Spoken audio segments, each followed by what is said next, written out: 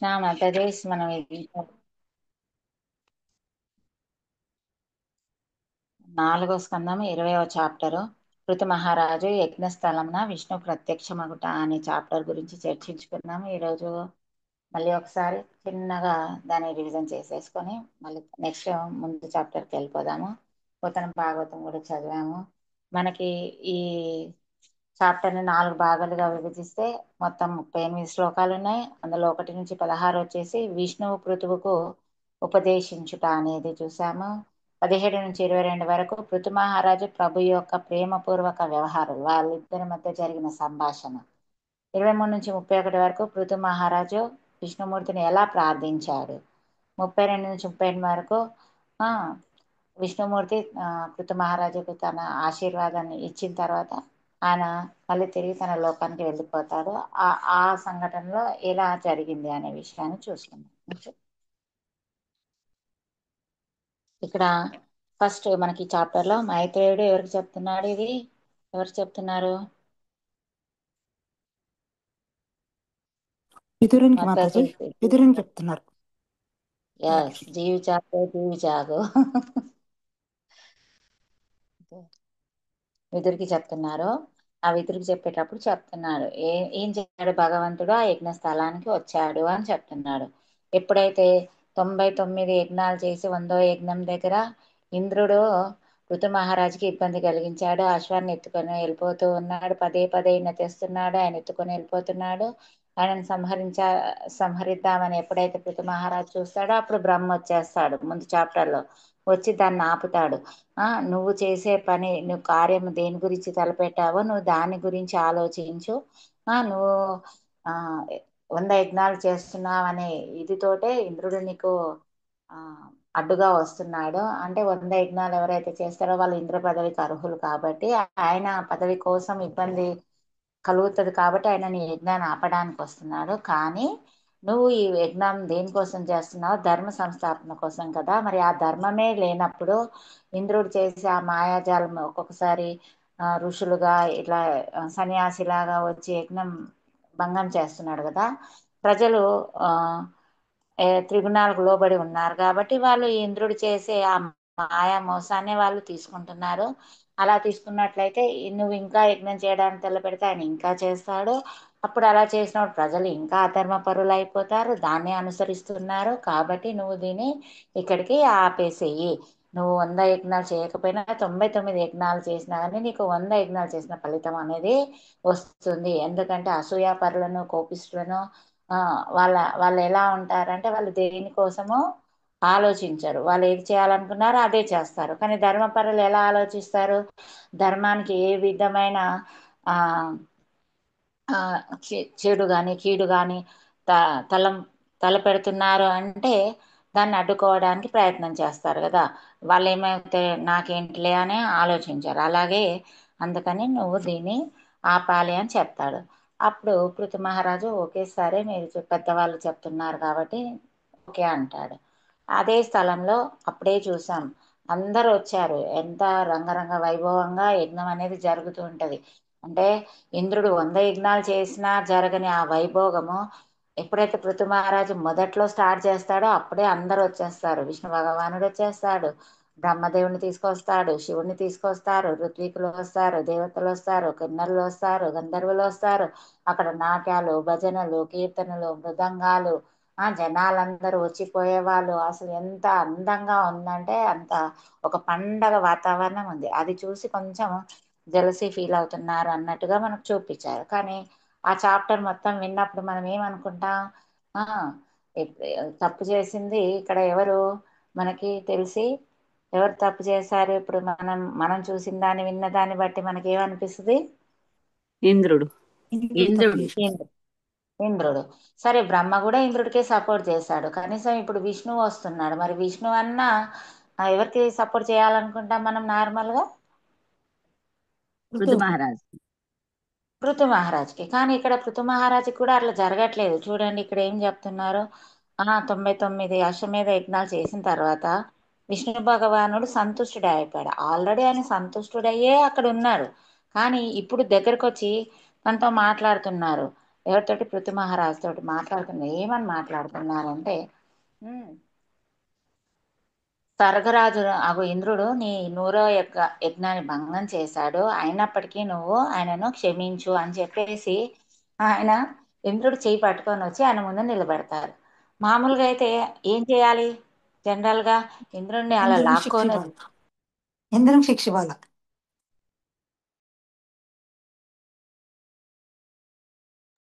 హరే కృష్ణమ్మ, మీరు మ్యూట్కి వెళ్ళారు, ఒకసారి ఆన్ చేయండి. ఇంద్రుని శిక్ష ఇవ్వాలి కదా అని అన్నాం మాతాజీ. దివ్యకులకేశ్వరి ఆ, మాతాజీ. చూశాను. Thank you. ఇక్కడ ఏం చెప్తున్నారు? ఆ ఇంద్రుడు విష్ణుమూర్తి ఇంద్రుడిని తీసుకొచ్చి నువ్వు ఈయనను క్షమించు అని చెప్తున్నాడు. ఆల్రెడీ బ్రహ్మ చెప్పేశాడు, ఒప్పేసుకున్నాడు. మళ్ళీ ఇతను వచ్చి మళ్ళీ క్షమించమంటున్నారు. అది కూడా తన మీద తప్పు చేసిన అతను తీసుకొని పట్టుకొని మరీ వచ్చారు, తన సైడ్ పెట్టుకొని. మామూలుగా అయితే మనకి అది ఆ సిచ్యువేషన్ చూడగానే చాలా కోపం వచ్చేస్తుంది కదా. కానీ ఇక్కడ ఋతు మహారాజు తనైతే ఏదైతే 99 యజ్ఞాలు చేశాడో ఆ యజ్ఞం యొక్క ఫలితం అనేది ఆయనలో కనిపించింది. అంటే పరివర్తన అనేది కనిపించింది. అది చూడడానికే విష్ణుమూర్తి తీసుకొచ్చాడని చెప్పుకున్నా. అంటే క్షమించమని చెప్పేసి ఇంకేం చేస్తున్నాడు? ఓకే, ఇదివరకే నేను చెప్పాను కదా క్షమించానని అని అనుకున్నాడు. అనుకున్న తర్వాత ఆత్మానం అనే పదంను ఉపయోగించారు ఇక్కడ. అంటే ఇప్పుడు పృథు మహారాజు ఒక రాజు కాబట్టి ఈయన సామాన్య మానవుడు కాదు. అయినప్పటికీ తప్పు చేసిన వాళ్ళని క్షమించే గుణం అనేది ఉండాలి అని చెప్పారండి. అలాగే సద్బుద్ధి సుబుద్ధి ఎవరికైతే ఉంటుందో వాళ్ళు ఏం చేస్తారు? ఉమ్, ఏం చేస్తారు? ఎవరిపైన అసూయను కలిగి ఉండరు. వాళ్ళు ఆ, భౌతిక దేహానికి ఆత్మకు మధ్య గల తేడా అనేది వాళ్ళకి తెలుస్తుంది కాబట్టి ఇప్పుడు భౌతికమైన దాన్ని వాళ్ళు పట్టుకొని చేశారనుకోండి, వాళ్ళు ఏంటి అప్పుడు ఈ యజ్ఞ ఫలితం అనేది వాళ్ళు పొందనట్టే లెక్క. ఒకవేళ ఈ యజ్ఞము భౌతికంగా అభివృద్ధి చెందడానికే పాపము పుణ్యం కోసమే చేశారనుకోండి, చేసినప్పుడు ఏమవుతుంది? వాళ్ళకు పాపములని పోయి పుణ్యం వచ్చింది అనుకోండి, ఆ పుణ్యం అనుభవించడానికి మళ్ళీ జన్మెత్తాల్సి వస్తుంది. కానీ అదే ఆత్మపరమైన జ్ఞానంతో చేశారనుకోండి, వాళ్ళు ఇంకా పైకి ఎదుగుతారు. అంటే ఆ, ఈ భూలోకం నుంచి భగవద్ ధామాన్ని చేరే ఒక గొప్ప అవకాశాన్ని వాళ్ళు పొందుతారు. కాబట్టి ఇప్పుడు తను ఏం చేయాలి? క్షమించాలి. ఎందుకంటే క్షమించకపోతే తను ఎన్ని రోజుల నుంచి చేసిన ఆ ఫలితం అనేది పోతుంది. కాబట్టి ఇప్పుడు ఆయన సుబుద్ధుడు కదా, బుద్ధిమంతుడు కాబట్టి ఆయన క్షమించాలి. అదే తను చేశాడు అని కూడా చెప్తున్నాడు. నువ్వు బుద్ధిమంతుడు కాబట్టి నువ్వు అతన్ని క్షమించగలిగావు అని మళ్ళీ చెప్పుకొచ్చాడు అన్నట్టు. మరి ఎలా క్షమించగలిగావు అంటే నువ్వు ఏం చేశావు? చిన్నప్పటి నుంచి ఆయన ఉపదేశాలను విన్నాడు. పెద్దలు చేసిన ఉపదేశాలను విన్నాడు. ఆచార్యులు నేర్పిన దానిని ఆయన అనుసరించాడు. మాయా ప్రభావానికి ఆయన లొంగిపోలేదు. ఆ అలా లొంగిపోయి పెద్దల వచనాలను విని కూడా మళ్ళీ ఆయన కోపగించుకొని ఇప్పుడు ఆయన క్షమించలేకపోతే ఇప్పుడు ఏమవుతుంది? శ్రమ ఏవహి కేవలం అయిపోతుంది. అంటే ఇంత యజ్ఞం చేసి ఇంతమంది నుంచి అన్ని విని నేర్చుకొని కూడా తను క్షమించలేదు అనుకోండి, ఆత్మపరమైన జ్ఞానంతో కాకుండా ఆయన భౌతిక దేహపరమైన బంధంతో చూశాడు అనుకోండి, అప్పుడు అదంతా వేస్టే కదా, ఆ ఫలితం అంతా వేస్టే అయిపోతుంది అని ఇక్కడ చెప్తున్నారు. కాబట్టి బుద్ధజనులు అలాంటి వాళ్ళు బుద్ధజనులు అలా చెయ్యరు. అంటే ఇప్పుడు నువ్వు కూడా ఆ కోవకు చెందిన వాడవే అని చెప్పారు. చెప్పిన తర్వాత అసలు ఎలా ఒకరితోటి మనకు ప్రాబ్లం వచ్చింది అంటే వాళ్ళు ఏం చేశారు అనే దానికంటే మనము దాన్ని ఎలా స్వీకరించాము అనేది ఇక్కడ చూడాలని చెప్పారు. అతను చేశాడు పని, దానికి మనకు కోపం వచ్చింది. కోపం ఎందుకు వచ్చింది అంటే మనము ఏ భావంలో ఉండి చూస్తే కోపం వచ్చింది అనేది చూసుకోవాలని చెప్పారు. ఎవరికైతే అవిద్య, అజ్ఞానం, కోరికలు ఇవన్నీ ఉంటాయో, భౌతిక దేహ భావన ఉంటుందో వాళ్ళకి ఈ కోపము, దాని గురించిన ప్రతిచర్య, వాళ్ళ మీద ప్రతీకారము, వాళ్ళని నిందించడము, దూషించడము ఇలాంటివన్నీ చేస్తారు. ఎప్పుడైతే ఆత్మభావనతో ఉంటారో ఇవన్నీ చేసే అవకాశం ఉంటుందా? ఉండదు. ఎందుకు ఉండదు అంటే వాళ్ళు అందులో భగవంతుడు అనేవాడు ఉన్నాడు, అందరికీ ఆయన సమానుడు. అతనిలోనూ ఆత్మ మనలో ఉన్న ఆత్మ ఆయన అంశాలే కాబట్టి ఆ విధంగా వాళ్ళు తీసుకొని ఏదైతే వాళ్ళు హయ్యర్ దానికోసం ఆలోచిస్తున్నారు కదా. ఇప్పుడు ఆయన ధర్మ సంస్థాపన కోసం ఆలోచించి యజ్ఞం చేస్తాడు. ఇప్పుడు అదే యజ్ఞము ధర్మ సంస్థాపన కోసం కాకుండా ఆయన ఇలా గొడవ పడ్డాడు అనుకో, అది ఏమైపోతుంది, అది పోతుంది. అంటే దేనికోసం అయితే మనం సంకల్పం చేసుకున్నామో అది వెనక్కి వెళ్ళిపోతుంది, వేరేది ముందుకు వచ్చేస్తుంది.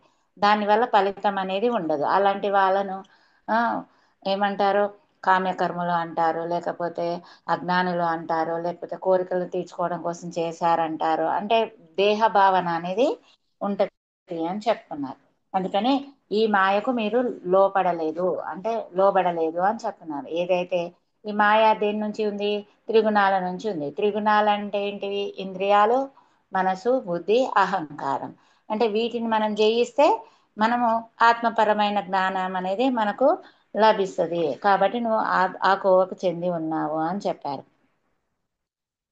ఏ దేహ భావన అనేది లేనట్టి వాళ్ళు ఏం చేస్తారంటే, దేహం అంటే నాది అనే భావన లేని వాళ్ళు, నేను అనే భావన లేకపోతే నాది అనేది కూడా ఉండదు. ఇక్కడ నీకు కూడా నేను అనేది లేదు కాబట్టి ఇక్కడ నాది అనేది కూడా ఉండదు. కాబట్టి నువ్వు అందరినీ సమానులుగా చూస్తావు అని చెప్తున్నారు. అంటే 3 గుణాలకు అతీతంగా ఉండి చూస్తావు. నువ్వు నిర్గుణుడవు, భగవంతుడు కూడా నిర్గుణుడే, అతనికి కూడా ఏ గుణాలు ఉండవు. ఎవరైతే భగవంతుని శరణు పొందుతారో వాళ్ళు కూడా ఆ స్థితికి వస్తారు. కాబట్టి నువ్వు కూడా అంతే అన్నట్టుగా చెప్పారు. ఇంకేం చెప్తున్నారు, ఎప్పుడైనా సరే మనం చేసే పనులకు సాక్షిగా ఉండాలి అని చెప్తున్నారు. అంటే ఆత్మ వేరు, ఇంద్రియాలు వేరు, మనస్సు వేరు, బుద్ధి వేరు, ఇవన్నీ వేరు. అంటే ఆత్మ ఎలాగైతే ఇంద్రియాలు చేసేదాన్ని చూస్తారో మనం కూడా ఆ విధంగా చూడగలిగినప్పుడే మనం ఈ జగత్తు నుంచి బయటపడతాము అనేది ఇక్కడ చెప్పారు. ఎవరికైతే మరి ఈ జ్ఞానం, ఈ తేడా, ఆత్మ జ్ఞానము తర్వాత వచ్చేసి భౌతిక భావన అనేది రెండిటికి తేడా తెలుస్తుందో వాళ్ళు ఎప్పుడు ఎందులో నెలకొని ఉంటారు, దివ్యమైన ప్రేమయుత సేవలో ఉంటారు. మరి ఓన్లీ ప్రేమయుత సేవలోనే ఉంటారా అంటే కాదు, వాళ్ళు ఇంకేం చేస్తారు, భగవంతుడి సేవతో పాటు వాళ్ళ స్వధర్మాన్ని కూడా పాటిస్తారు. అధములు కాదు, మధ్యములు, అధములు ఇలాంటి వాళ్ళు ఈ 3 స్థానాలలో ఉన్న వాళ్ళందరినీ కూడా వాళ్ళు సమంగా చూస్తారని చెప్పారు. స్వధర్మ పాలన అనేది ఆత్మ ప్రసన్నతని చేకూరుస్తుంది అనేది ఇక్కడ చెప్పారు. అంటే ఎవరికి వాళ్ళకి స్వధర్మ పాలన అనేది ఉంటుంది. దాన్ని పాటించుకుంటూనే ధర్మాన్ని పట్టుకొని భగవంతుడికి చెప్పిన రీతిలో, పెద్దలు చెప్పిన రీతిలో మనము నడుచుకోవాలి అనేది. అంటే వినడం ఒకటే కాదు, మనం దాన్ని అనుసరించాలి అనేది కూడా చెప్పారు. ఎప్పుడైతే అలా అనుసరిస్తూ ఉంటామో అప్పుడు ఏమవుతుంది, సచ్చిదానంద విగ్రహుడుగా మారతాడు అని చెప్తున్నాడు. అంటే ఏది చేసినా భగవంతుడి కోసమే చేస్తాడు కాబట్టి ఆయన ఎల్లప్పుడూ సంతోషంగా ఉంటాడు అనేది ఇక్కడ చెప్పారు. అప్పుడే భవబంధం నుంచి మనము విముక్తిని పొందుతాము. భౌతిక ఫలాపేక్ష అనేది ఉండదు. స్వధర్మమైనా చేయొచ్చు, కానీ అందులో ఫలాపేక్ష అనేది లేకుండా మనము చేయాలి అని చెప్తున్నారు. అలా చేస్తూ ఉన్నప్పుడే మనకు ఏంటి, ఎప్పుడైతే మనము సధర్మం చేస్తూ భగవంతుడు చెప్పింది పాటిస్తూ ఉంటామో అప్పుడు సనక సనందనాథులు కూడా మన దగ్గరికి వస్తారు. అంటే ఆ భక్తి మార్గమే మనల్ని వెతుకుంటూ వస్తుంది అని చెప్పారు. ఇది భౌతిక దేహం అనేది మనకు కూటస్థమగు ఆత్మ అని కూడా చెప్పారు. అందుకని ఈ కూటస్థం అనే దాన్ని మనము అంటే లోపల ఒకలాగా బయట ఒకలాగా కాకుండా మనము రెండు సమంగా చూడాలి అనేది ఇక్కడ చెప్పారు. తర్వాత ఏం చేశారు, భౌతిక జగత్తు త్రిగుణాలతో ఉంటది కాబట్టి పంచభూతాలు, ఇంద్రియాలు, అధిష్టాన దేవతలు వీళ్ళందరూ మనకి ఎప్పుడు మాయను కల్పిస్తూ ఉంటారు. కాబట్టి త్రిగుణాతీతుడైన భగవంతుని మనం చేరి ఆయనను ఎప్పుడు అనురాగంతో, భక్తితో ఆయనను సేవిస్తూ ఉండాలి. అప్పుడే మనకు భౌతిక సుఖ దుఃఖాలు అనేటివి మనకు ఎప్పుడు కలత అనేటివి మనకు పెట్టవు. లేదంటే మనము చిన్న ప్రతిదానికి మనకు కలత చెందుతూ ఉంటాం కదా, అది మనకు ఉండదు అని చెప్పారు. తర్వాత వచ్చేసి అలా చెప్తున్నప్పుడు ఈయన ఒప్పుకున్న తర్వాత పృథు మహారాజు దగ్గరికి తీసుకెళ్తాడు కదా, నువ్వు ఎప్పుడు సమభావంతో ఉండు, సమానంగా వ్యవహరించు, నీ ఉత్తములు మదములు అదే మధ్యములు అధములు వీళ్ళని సమాన దృష్టితో చూడు, తాత్కాలికమైన సుఖ దుఃఖాలకు అప్పుడు నీకు కలత పెట్టవు. మనసును, బుద్ధిని, ఇంద్రియాలను ఎప్పుడుగా నియంత్రించు. ఈ అప్పుడే జీవన స్థితి అనేది బాగుంటుంది. కర్తవ్య నిర్వహణ అనేది కంపల్సరీ చేయాలి. ఒక రాజు కర్తవ్య నిర్వహణ ఎలా చేయాలి? అసలు రాజు ధర్మపరమై ఉంటే ఏమవుతుంది అంటే, ఏం చెప్పుకున్నాం, రాజు ధర్మ పాలనలో ఉండి ప్రజలందరూ ధర్మ పాలన పాటించేటట్లు చేస్తే వారిలో 6వ వంతు ఆ, ఎవరికి, రాజుకు చేరుతుంది అని చెప్పుకున్నాం. రాజుకు చేరుతుంది. అలా కాకుండా వాళ్ళ దగ్గర నుంచి పన్నులు వసూలు చేసి వాళ్ళని ఇబ్బంది పెట్టినట్టయితే ఈయన అంటే ఈ రాజు పదవికి ఎంతో పుణ్యం చేసి ఉంటారు కదా, ఆ పుణ్యము పోతుంది. ప్లస్ ప్రజలు చేసిన ఆ ఆ, ఏమంటారు, ప్రజలు చేసిన అపరాధాలకి కానీ లేకపోతే వాళ్ళు చేసిన పాప పనులకు కానీ ఈయన అది కూడా అనుభవించాల్సి వస్తుంది. కాబట్టి రాజు అనేవాడు ఇలా ఉండకూడదు. ఇప్పుడు రాజులందరూ కూడా, ఇప్పుడు పాలన ఉన్న వాళ్ళందరికీ కూడా ఈ ధర్మపరమైనది లేదు, భగవద్గీత ఇటువంటి వాటి గురించి ఏమీ వాళ్ళకి తెలియదు. కాబట్టి వాళ్ళు ఏం చేస్తారు, వాళ్ళు త్రిగుణాలకు లోబడి వాళ్ళ ఆ సుఖం కోసం, భోగం కోసమే వాళ్ళు పనిచేస్తూ ఉంటారు. కాబట్టి వాళ్ళకు ఇలాంటివన్నీ అనుభవించాల్సిందే అన్నట్టుగా చెప్పుకొచ్చారు. రాజు అనేది రాజు యొక్క విద్యుక్త ధర్మం ప్రజలను మంచి దారులను నడపడమే. అలా ప్రతి ఒక్కరికి ఒక విద్యుక్త ధర్మం ఉంటది చెప్పారు. చెప్పిన తర్వాత ద్విజవర్యులు, నువ్వు ద్విజవర్యులు అంటే పరంపరలో ఉన్న వాళ్ళు, వాళ్ళ పెద్దవాళ్ళు, మళ్ళీ భగవంతుడి పాదాలను శరణు కోరిన వాళ్ళు, ఇలా వీళ్ళందరి నుంచి వచ్చినవి తను అడుగుతాడు కదా. ఉమ్, వచ్చినవి అలాంటి ధర్మ విధానాన్ని అనుసరించినట్టయితే నువ్వు సుఖవంతుడవి అయి ఉంటావు అంటే ఎప్పుడైనా మనకి ఏదైనా తెలియకపోతే మన పెద్దవాళ్ళు చేసి అడిగి తెలుసుకొని వాళ్ళు చెప్పింది విని వాళ్ళ దారిలో నడిచినట్టయితే, అంటే ఎలాంటి వాళ్ళంటే వాళ్ళు ధర్మపరులై ఉండి పరంపరలో ఉండి భగవంతుడి భక్తి చేసిన వాళ్ళ అడుగుజాడల్ని నడవాలి. అప్పుడు మనకి భక్తి మార్గమే మనకు దగ్గరగా వస్తుంది. దానికి ఉదాహరణ పరాశరముని చెప్పారు, మనువు చెప్పారు. ఇలా ఆ వాళ్ళ వాళ్ళ అడుగు జాడలో నడవాలి అని చెప్పారు. అందుకనే ఉత్తమ నడవడిక చేతనే. మళ్ళీ ఇంకేం చెప్పారు, నాకు తపస్సు చేసే వాళ్ళు ఉంటారు, ధ్యానం చేసే వాళ్ళు ఉంటారు, ఇంకొకటి జ్ఞానవంతులు ఉంటారు. కానీ నేను వీళ్ళందరూ చేసిన దానికి అప్పుడే సంతుష్టుడైతాడు, వాళ్ళు అడిగిన కోరికలు ఇస్తాడు. కానీ అక్కడ ఎక్కువసేపు ఉండడం కానీ ఏమి చెయ్యడు అన్నట్టు. కానీ నేను నీ యొక్క గుణాలకి నేను ఏమంటారు, వశుడనయ్యాను అని చెప్తారు. అంటే ఉత్తమ శీలం అనేది ఉన్నది, ఉన్నత గుణములు ఉత్తమ శీలమునకే నేను కేవలము లోనవుతాను. కాబట్టి నేను వశుడనవుతాను, నీకు ముగ్ధుడనయ్యాను అని చెప్పేసి చెప్తాడు. కాబట్టి నే సంతుష్టుడనయ్యాను అని చెప్పి చెప్తారు. అందుకే దీంట్లో మనం చూస్తే ఏంటి అంటే, యజ్ఞం చేసినా, ధ్యానం చేసినా, తపస్సు చేసినా వాటికి ఆ ఫలితం అనేది చాలా క్షణికమైనవి ఉంటాయి. లేకపోతే అవి మనని కోరికలు తీర్చేటివిగా ఉంటాయి. భక్తిలో మనని ముందుకు తీసుకునేటివి కాకుండా భగవంతుని ప్రసన్నని చేసుకోవాలంటే మాత్రం భగవంతుడు దేనికి లొంగిపోతాడంటే ఈ ఉత్తమ గుణములు, ఉత్తమ శీలమునకే లొంగిపోతాడు అని ఇక్కడ మనకు చెప్పడం జరిగింది. ఆ తర్వాత మైత్రేయమని చెప్తారు, ఆ దేవదేశన ఆదేశాలను ఆయన ఉపదేశాలుగా తీసుకున్నాడు కాబట్టి భగవంతుడు సంతుష్టుడై తనని ఒక వరము కోరుకోమని చెప్తాడు. వరాన్ని కోరుకోమన్నప్పుడు ఇదంతా విన్నప్పుడు ఏమైంది, అక్కడ పక్కనే ఇంద్రుడు ఉంటాడు. ఇంద్రుడు ఉండి తను ఎవరి మీద కాళ్ళ మీద పడతాడు, పృథు మహారాజు కాళ్ళ మీద పడతాడు. ఇప్పుడు తీసుకురావడం తను ఎలా తీసుకొచ్చారు, ఎలా క్షమించమని చెప్పారు మనకి చూస్తే ఆ ఇంద్రుడి సైడ్ ఉండి పృథు మహారాజుతో మాట్లాడుతున్నట్టుగా ఉంది. కానీ ఈ ఉపదేశాలు అయిన తర్వాత మనకి ఏం తెలిసింది, మాతాజీ వాళ్ళు ఎప్పుడు చెప్తూ ఉంటారు చూడు, కోడలికి ఏదైనా చెప్పాలంటే ఎవరు చెప్తారు, మాతాజీ ఉన్నారా? కూతురు చెప్పాలి మాతాజీ అని అంటారు. కూతురు చెప్తారు.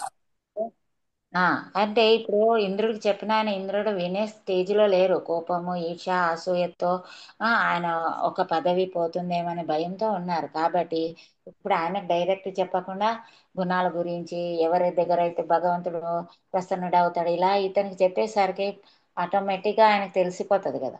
ఇంద్రుడికి తెలిసిపోయి ఇప్పుడు ఆయన కాళ్ళ మీద పడతాడు. కాళ్ళ మీద పడగానే అంటే మొక్కుదామని వెళ్ళగానే ఇంద్రుడు లేవనెత్తి కౌగిలించుకుంటాడు. ఎందుకంటే ఇద్దరు కూడా భగవంతుడి సేవలోనే ఉన్నారు కాబట్టి ఇద్దరిని కూడా ఒకే దృష్టిలాగా చూడడానికి చెప్పారు మనకి ఇక్కడ.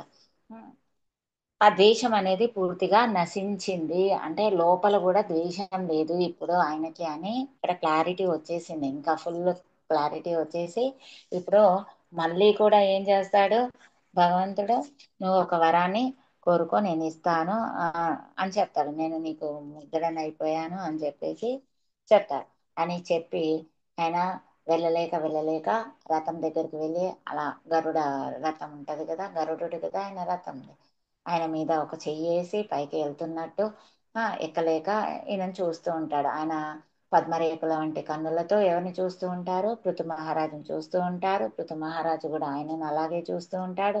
అలా చూస్తుంటే భగవంతుడు ఈయన పైన ఎంత కరుణ కురిపించాడు అనే ఆయనకు గుర్తుకు రాగానే ఆయన కళ్ళ నుంచి నీళ్లు గారుతూ ఉంటాయి. ఆ నీళ్లు తుడుచుకొని ఆయనను చూద్దామంటే మాట్లాడదామంటే లోపల కంఠంలో నుంచి గద్గదాగా ఆ కంఠంలో నుంచి మాటలు బయటికి రావట్లేదు. చూద్దామంటే కళ్ళ నిండా నీళ్లున్నాయి. ఆయనకి ఏం చేయాలో ఒక నిమిషం తెలియక ఆ చూసిన రూపాన్నే ధ్యానం చేయడం మొదలు పెట్టాడు. అంతలోనే మళ్ళీ అరే ఎదురుంగా భగవంతుడు ఉంటే మళ్ళీ ఆయనతో కదా మాట్లాడాలి నేను అనుకొని మళ్ళీ కళ్ళు తుడుచుకొని ఆయనతోటి మాట్లాడడానికి ఆయనను ప్రార్థించడానికి ముందుకెళ్తాడు. ముందుకెళ్ళగానే అక్కడ ఆయన ఎలా నిల్చున్నాడో భగవంతుడు మామూలుగా దేవతలు అయితే కాలు నేలపైన ఆ ఆ ఆనిచి అంటారా, మోపి ఉండరు కదా. అయితే ఇక్కడ విష్ణు భగవానుడు మాత్రం ఆ పాదాన్ని నేలపై పెట్టి నిల్చొని ఉంటారు. అంటే ఆయన కరుణ అనేది ఎంతగా నా పైన చూపించారనేదిగా చెప్తుంటారు. చెప్పి మళ్ళీ అంటాడు, నువ్వు నాకు వరాన్ని ఇస్తానంటున్నావు కానీ వరాన్ని ఎవరు కోరుకుంటారు? ఎవరు కోరుకుంటారు? పశు ప్రభావం గల వాళ్ళు ఎవరు ఈ వరాలను కోరుకోరు. ఎవరైతే సజ్జనులో, ఎవరైతే ధర్మపరులో, లేకపోతే ఆ, ఎవరైతే భగవంతుని సేవించాలనుకుంటారో, సమబుద్ధి కలవారు ఉంటారో, ఆత్మకి పరమాత్మకి మళ్ళీ దేహ భావనకి ఎవరికైతే తేడా తెలుస్తుందో వాళ్ళెవరు ఇలాంటి వరాలను కోరుకోరు అని చెప్తాడు. ఈయన అనుకుంటాడు భగవంతుడు ఏంటి నేను వరాన్ని ఇస్తుంటే నువ్వు కోరుకోవా ఏంటి అన్నట్టుగా చూస్తే ఈయన అంటాడు నాకు వరం కాదు కానీ నాకేం కావాలి, 10,000 చెవులు కావాలి అని చెప్తాడు. ఆమె లక్షలో 10,000 అని ఉంటుంది కదా మాట. నాకు చెవులు కావాలి అంటాడు. అదేంటి 2 చెవులతోటి ఏం చేస్తావు అని ఒక అతన్ని అడిగితే ఏం చేస్తాను ఇటు నుంచి విని అటు నుంచి పంపించడానికి వీలుగా ఉంటది కాబట్టి 2 చెవులు కావాలంటారు. నువ్వు 1000 చెవులు తీసుకొని ఏం చేసుకుంటావు అన్నట్టుగా చూస్తే ఆయన చెప్తాడు. ఎందుకంటే ఈ సాగరంలో త్రిగుణాలతోటి ఎవరైతే కొట్టుమిట్టాడుతుంటారో వాళ్ళు ఒక్కసారైనా ఒక్క క్షణంలో ఒక్కసారైనా నీ లీలలను గురించి విన్నట్టయితే వాళ్ళు ఈ భవసాగరం నుంచి బయటపడతారు కదా. అలాంటి లీలలను నేను నిన్ను అంటే నీ పాదాల చెంత చేరి ఎవరైతే నిన్ను భక్తితో పూజిస్తుంటారో అలాంటి వాళ్ళ నోటి నుంచి వెలువాడే ఆ పుప్పొడి రేణుల వంటి ఆ నీ గురించిన ఆ సంభాషణ కీర్తన ఉందే దాన్ని నేను వినాలి ఒకటేసారి అలా విని నేను తరించాలి. అందుకోసం నాకు ఆ చెవులు కావాలి అన్నట్టుగా చెప్తాడు. అంతలోనే మళ్ళీ చెప్తాడు ఈ భౌతిక భావనలో నువ్వు అడిగింది ఒకవేళ నేను ఏదైనా అడిగాను అనుకో మీరు ఇచ్చారనుకోండి, ఇస్తే ఏమవుతుంది ఇంద్రుడు ఉన్నాడే ఈ భౌతిక భావనలో ఉన్న వాళ్ళ అట్లాంటి వల్ల ఇబ్బందులు రావచ్చు. ఇప్పుడు నేను 100 యజ్ఞం చేద్దామంటే ఆయనకు నచ్చలేదు, వాళ్ళకి నాకు పోటీగా ఇందాక యుద్ధంలాగా అయిపోయింది. కాబట్టి ఈ భౌతికమైన కోరికలు నాకు ఏవి వద్దు. అలాగే నేను పోని నీ చెంత చేరి నీ పాదాలను సేవిద్దాం అనుకుంటే అప్పటికే లక్ష్మీదేవి నీ హృదయంలో ఉంది. హృదయంలోనే ఉండడం కాకుండా ఆవిడ నీకు ఎన్నో సేవలు చేస్తూ ఉంటది, నీకు సఫర్యలన్నీ చేస్తూ ఉంటది. అలాంటి ఆవిడే నీ పాద పద్మాలను పట్టుకొని ఎప్పుడూ సేవ చేస్తూ ఉంటది. ఒకవేళ నేను అదే సేవ చేద్దామనుకుంటే ఆవిడకు నాకు పోటీ జరుగుతుందేమో, మా ఇద్దరి మధ్య ఏమన్నా గొడవలు వస్తాయేమో అంటాడు. సరేలే గొడవలు వచ్చినా ఏముందిలే, నువ్వు ఎప్పుడు భక్తుల వైపే ఉంటావు కదా, ఏ చిన్న ఆ భక్తి అంటే ఏ చిన్నది చేసినా నువ్వు దాన్ని ఎంతో పెద్దగా చేసి ఆ దాన్ని నీ కనికరంతో దాన్ని పెద్దగా చేసి నీ కరుణ మాపైనే చూపిస్తావు కదా, నువ్వు నాకెప్పుడు తోడుగా ఉంటావులే, దానిదేముందిలే, నువ్వు ఇద్దరికి మధ్య గొడవ వస్తే నువ్వు నా వైపే ఉంటావని నాకు తెలుసులే అని చెప్తాడు. తెలుసులే అని చెప్పేసి మళ్ళీ అంటాడు, ఇలాంటి వరాలు ఇచ్చి నువ్వు ఇప్పుడు మోసం చేయబాకు. ఇదివరకే మామూలుగా జనాలందరూ మాయలో పడిపోయి ఉన్నారు. ఈ త్రిగుణాలతోటి ఈ భౌతిక జగత్తులోకి వచ్చేసి పడిపోయి ఉన్నాము. ఇంకా అది కాక నువ్వు వేదాలలో ఈ పని చేస్తే అది వస్తుంది, ఆ పని చేస్తే ఇది వస్తుంది అని చెప్పడం వల్ల మాయమోహితులై అందరూ కూడా ఆ భౌతికమైన కర్మలు చేసుకుంటూ వాళ్ళకి కావాల్సిన పొందడానికి ఆ వరాల రూపంలో వాటిని చేస్తూ మళ్ళీ మాయలో పడిపోయి ఉన్నారు. పోనీలే చచ్చి చెడి అలా అవన్నీ చేసి మేమేదో మీ వరకు తపస్సు అలాంటివన్నీ చేసుకుంటూ వినుకుంటూ వచ్చి ఇక్కడ వరకు వచ్చిన తర్వాత ఆల్రెడీ మేము మిమ్మల్ని చేరుకున్నామంటే మోక్షం చేరుకున్నట్టే. ఇంకా మోక్షం వరకు వచ్చిన తర్వాత కూడా వరం కావాలంటే మళ్ళీ ఇంకా మేము మళ్ళీ ఆ వరాన్ని కోరుకున్నట్టయితే మళ్ళీ మేము కిందకి పడిపోతాము. కాబట్టి మమ్మల్ని ఇంకా మాయలో పడివేయకు, మాకు ఈ వరాలను ఇచ్చి మమ్మల్ని ఇంకో ఇబ్బంది పెట్టబాకు అని చెప్పి చెప్తుంటాడు. నువ్వు వరాలు అలాంటివి కాకుండా ఎలాగైతే తండ్రి తన పిల్లలకి ఏది మంచిదో చూసి ఎలా ఇస్తాడో అలా నువ్వు కూడా మాకేది మంచిదో చూసి అలా ఇవ్వాలని, మాకు తెలియని వాళ్ళని పట్టుకొని మీకు వరాలు కావాలని అడిగి మేము ఏదో కోరుకొని మళ్ళీ దాన్ని త్రిగుణాలకు అతీతమైన వాటిని కాకుండా త్రిగుణాల పరంగా దాంట్లో చిక్కుకొని మళ్ళీ మాయలో పడి జన్మ మృత్యు జరా వ్యాధిలో పడి ఇవన్నీ ఎందుకు? కాబట్టి నువ్వు వరాలని అడగొద్దు, వరాలని ఇవ్వద్దు అంటారు. మనం ఇక్కడ నేర్చుకున్నాం వరాలకి కోరికలకి తేడా ఏంటి. వరం అంటే భగవంతుడు స్వయంగా అడిగి ఇచ్చేది, కోరికలు అంటే మనము భౌతిక పరమైన వాటిని తీర్చుకోవడాన్ని కోరికలు అంటారు. అందుకని వరాలు వద్దు అని చెప్తాడు. ఎవరైతే ఈ వరాలు కోరుకోరో ఎవరు కోరుకుంటారు ఈ వరాలను అనేది? పశుప్రాయమైన అల్పజ్ఞులు, జ్ఞానం లేని వాళ్ళు కోరుకుంటారు. ఎవరైతే బుద్ధిమంతులో భగవత్ విద్యార్థం సేవ చేస్తుంటారో వీళ్ళు ఇలాంటి వాళ్ళు కోరుకోరు. అంటే భగవంతుడి పాద సేవనే వాళ్ళకు నిన్న వాళ్ళు ఈ లోకంలో ఉండని ఏ లోకంలోనైనా ఉండని ఎక్కడైనా ఉండని నీ సేవనే వాళ్ళకి కావాల్సింది, నీ పాదాల చెంతనే అన్నట్టుగా చెప్పుకుంటూ వచ్చాడు. అలాగే కాకుండా ఏదైనా వరం అంటే అదేంటి నరకంలో ఉన్న వాళ్ళు కూడా పుణ్యం చేసిన వాళ్ళు అలా ఒకసారి నరకానికి వచ్చి చూసిపోతే కూడా వాళ్ళకు సుఖం అనేది లభిస్తుంటది. అక్కడ ఉన్న వాళ్ళకు కూడా ఈ భౌతికమైన సుఖం లాగా ఏదో లభిస్తూనే ఉంటది కదా. ఈ వర రూపంలో అలాంటి సుఖాలు ఎందుకు, మాకు కావాల్సింది మాకు అది కాదు అనేది చెప్తారు. చెప్పిన తర్వాత మళ్ళీ పూజలు చేస్తాడు. ఆ ఆ, విష్ణు భగవానుడు చాలా సంతృప్తి చెందుతాడు. చెంది సరే అలాగే నేను నీకు భక్తిని ప్రసాదిస్తాను, కానీ నీ స్వధర్మాన్ని నువ్వు తప్పకుండా పాలించు అంటే ఇక్కడ ఏం చెప్తారు, మన కోరికలు తీరగానే లేకపోతే మన దగ్గరికి ఏదైనా రాగానే మిగతావన్నీ మానేస్తూ ఉంటాం కదా. భక్తి అనేది వచ్చిన తర్వాత కూడా స్వధర్మ పాలన అనేది చేస్తూ ఉండాలి. మన ధర్మం ప్రకారం మనం ఎలా ప్రవర్తించాలి అనేది కూడా ఇక్కడ ఉంది. మళ్ళీ భక్తి ఎలాగ భగవంతుడు కరుణించాడు కదా, మాట్లాడాడు కదా, మనకు కావాల్సింది ఇచ్చాడు కదా అని మనం చేయడం. ఏవైతే ఇప్పుడు ప్రభుపాద 4 నియమాలు మనకు పెట్టారో మనం ఎంత ఎదిగినప్పటికీ కూడా ఎంత భక్తిలో ఉన్నప్పుడు కూడా ఆ నియమాలను అన్నిటి పాటించాలి. అందరినీ ఆ, ద- సమభావనతో చూడాలి, ఆత్మభావనతోనే ఉండాలి. భౌతికమైన భావనలు ఉంచుకోకుండా ఫలితాన్ని ఆశించకుండా మనకు త్రిగుణాలకు అతీతంగా మనము ఉండాలి అనేది చెప్పారు. అలా చెప్పి భగవంతుడు ఇంకా సెలవు తీసుకుందాం అనుకుంటాడు. ఆ సెలవు తీసుకునే సమయంలో అందరి మనసులో అన్ని ఆయన లాక్కుపోతున్నట్టుగా ఆయన వెళ్తూ ఉంటాడు. అలా వెళ్తూ ఉంటే ఆ ఆయన కనులు కనిపించే అంత దూరం వరకు ఆయన చూస్తూనే ఉండిపోతారు. ఆ దృష్టిని తను ఇస్తారు, విష్ణు భగవానుడు ఇస్తాడు. మామూలుగా భగవంతుని చూసే దృష్టి మన కళ్ళకు ఉండదు, కానీ విష్ణు భగవానుడు తన కృపతో పృథు మహారాజుకి ఇంకా అక్కడ ఉన్న వాళ్ళకి కూడా తన కనిపించే విధంగా దృష్టిని ఇస్తారు. దృష్టి మేరకు వాళ్ళు చూసుకుంటారో. ఎప్పుడైతే ఆయన ప్రయాణం అయిపోతారో అంతకు ముందే అక్కడ వచ్చిన బ్రాహ్మణులు వాళ్ళందరూ కూడా ఎవరెవరికి ఎలా సత్కరించాలో, కొందరికి మాటలతోటి, కొందరికి నమస్కారంతో, కొందరికి ధనధాన్యాలతోటి ఆ అలా ఎవరికి కావాల్సింది వాళ్ళకి ఇచ్చి సత్కరించి వాళ్ళ నుంచి ఆశీస్సులు పొందుతాడు. వాళ్ళు వెళ్ళిపోతారు. వాళ్ళ తర్వాత తర్వాత ఈయన ఉంటారు కదా, ఆ ముని ఇంకొంతమంది ఉంటారు యజ్ఞం చేసే ప్లేస్ లో. వాళ్ళు కూడా భగవంతుడు వెళ్తూ ఉంటే ఎంతో బాధపడుతూ ఉంటారు వదిలి వెళ్తున్నందుకు.